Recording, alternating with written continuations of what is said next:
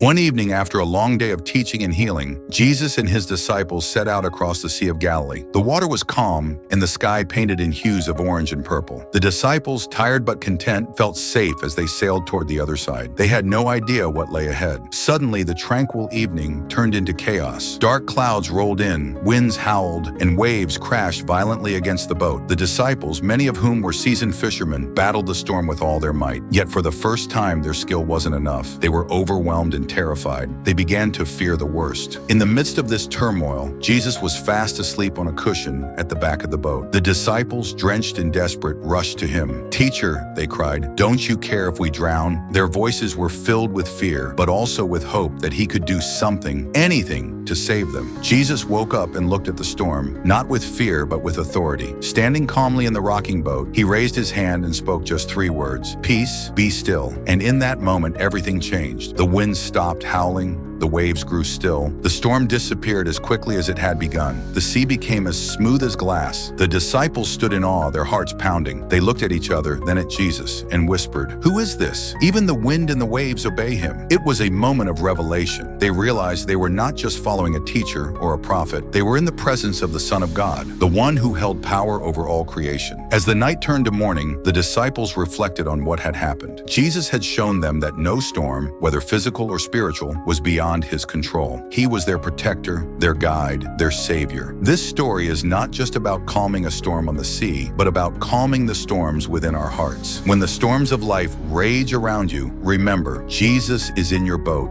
bringing peace and strength when you need it most.